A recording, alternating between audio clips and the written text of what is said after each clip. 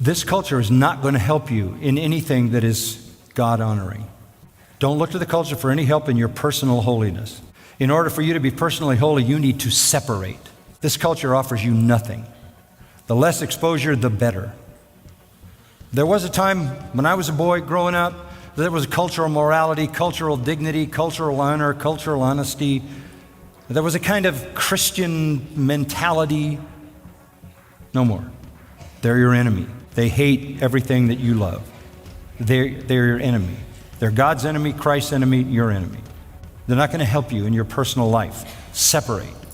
Parents, they're not going to help you in your parenting.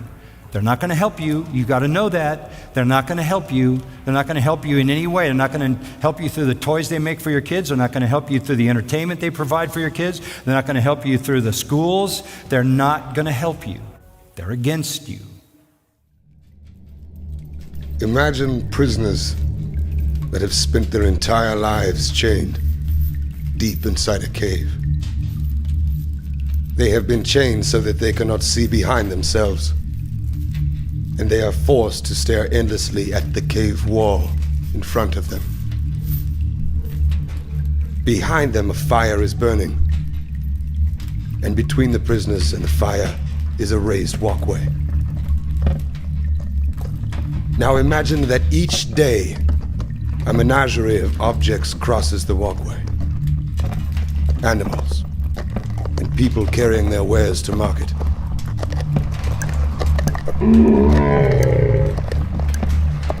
Their shapes create an intricate shadow play on the wall in front of the prisoners. This is the only world that the prisoners have ever known.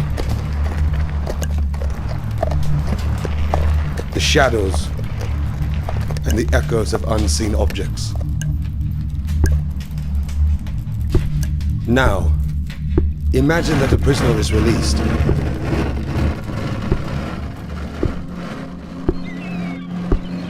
After some time adjusting to the blinding light,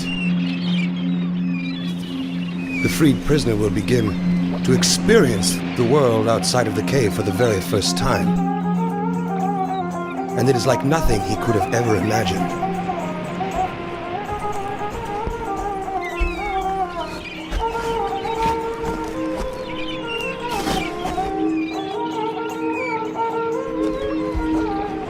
With his new perception of the world, the man will of course want to return to his friends to share his incredible discoveries.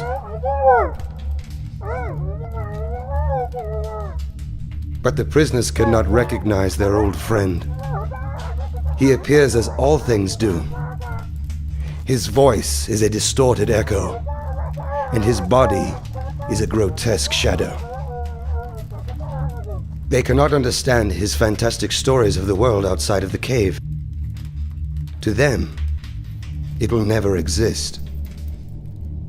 This, of course, does not make the world outside of the cave any less real.